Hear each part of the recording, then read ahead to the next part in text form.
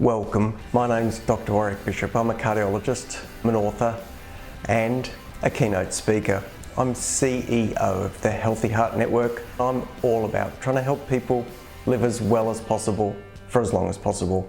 Heart disease is huge in Australia. Every 20 minutes someone suffers a heart attack. Most of these could probably have been avoided if only we knew what to do. This podcast is all about helping you understand blood pressure, weight, cholesterol for better health. If you enjoy this podcast, I would be honoured for a 5-star review. You can share it with your family and friends. It may well save someone you love. Hi, my name is Dr. Warrick Bishop and welcome to my podcast and videocast station. I really do appreciate that you have taken the time to have a listen, and I hope you find the content informative. Well, look, today I'd like to share 2 stories that have come across my desk, and I think both are pretty important, otherwise I wouldn't be bothering sharing them. The first is in an area where I've had a lot to do with in the last decade to 2 decades, and that's in looking at treating people, young people, with elevated cholesterol. Now, the United States Preventative Services Task Force, which goes by the acronym USPSTF, has recently suggested that there is just not enough current evidence to recommend screening for lipid disorders in children and therefore patients aged 20 years of age or less. Now, I have to say this is pretty interesting because in the space of familial hypercholesterolemia, which is families where there is elevated cholesterol levels, we see premature coronary artery disease, and it is a significant cause of mortality and morbidity.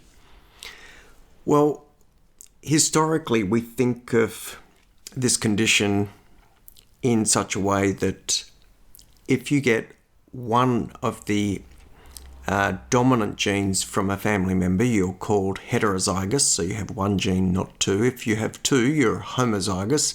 If you're homozygous, you quite possibly have a heart attack because of very elevated cholesterol levels before 20 odd years of age. If you're heterozygous, then as a male, you might expect to have a heart attack potentially before 50 years of age and as early as 40 years of age. And certainly, depending on other risk factors, that could be earlier or later. Obviously, smoking would make that earlier. Obviously, hypertension would make that earlier. So, when we're dealing with people who may have events at 40 odd years of age, our thinking has been if we can change the trajectory of that plaque build-up within the arteries by treating early, then we may have a really good chance of extending the lifespan of these people to an age-matched equivalent. So our teaching and the way I've applied the science that I've understood till now has been that we are open to commencing a lipid-lowering therapy in patients with clear-cut familial hypercholesterolemia from as young as 7 or 8 years of age. Now, to be even more precise around that, in Australia these days we now have genetic testing which allows us 2 things. If we can identify an adult who's got familial hypercholesterolemia, and that adult is our index case or the first person within a family that we find, we can run genetic testing on that individual looking for one of the major genetic defects that is associated with familial hypercholesterolemia. The advantage of that, and we can do that through a Medicare supported test, the advantage of that is once we've identified the genetic abnormality, we can then do a much simpler test, if you like, throughout the rest of the family, screening for that particular abnormality to see if brothers, sisters, or children have the same condition. That's called cascade testing, where we know what the defect is that we're looking for because we found it in our index case or our first presentation case, and then we're looking for it through the rest of the family. We are cascading that testing through the family. Well, that particular testing gives us extremely good accuracy in being sure about whether cholesterol disorders for a young person are related to the genetic disorder that's been passed on genetically. And in that situation, we've been really quite emboldened here in Australia by implementing and embracing early therapy at a low dose, but early as possible, to reduce the exposure of the artery wall to elevated levels of cholesterol. Well, interesting that the US Preventative Services Task Force are not supportive of that. It goes a little bit against the grain of what we would do here in Australia, and I think it's going to be an interesting space to watch in the future. If you were to come and see me at the moment, I would certainly have the conversation about therapy for people under 20 years of age in the right setting. So let's leave cholesterol behind and let's talk about something else that pops up with some regularity, and that is the safety of giving testosterone to men as they move into their later years. Well, there's always been some concerns about testosterone replacement therapy and concerns around all sorts of risks that could be inherent, whether it increases risk of cancer, particularly, say, prostate, whether it increases risk of heart attack, what other risks might it carry? Well, fairly recently, a large trial called the Traverse study, which looked at about 5,000 men aged between 45 and 80, has released its results.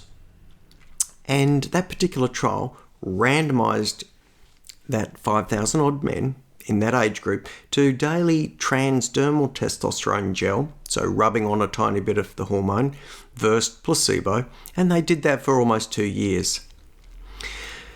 Importantly, the outcome of this study told the researchers, and therefore us, that there was no increased risk of first occurrence of composite death from cardiovascular causes, which include heart attack, or what we call myocardial infarction, or stroke. So this is really, really important, and it's brought a bit of clarity to a space where there's been, over the years, quite a bit of uncertainty. The other really big finding was there was no increased risk of prostate cancer, and this was over a 33-month follow-up period. So they extended the period of time where they followed for risk of cancer, and that makes sense. That's also really, really important because if you think about the prostate, it would be an organ that could well be sensitive to testosterone levels. So no increased risk of heart attack or stroke, no increased risk of prostate cancer. Were there any downsides? Well, interestingly, there seemed to be a small uptick in the incidence of atrial fibrillation. How do we explain that? Well, I don't think I can. And in fact, interestingly, when they spoke to the researchers, they didn't necessarily have a good explanation either. Interestingly, there was a very small increase in acute kidney injury, and again, difficult to know how to explain that. Doesn't seem to make sense.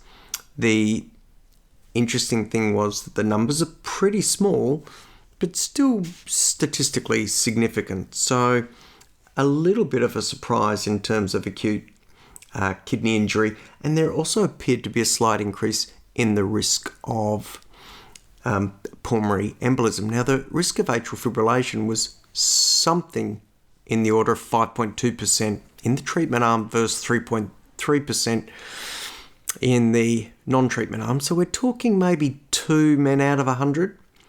And and the incidence of acute kidney issues was approximately 3.5%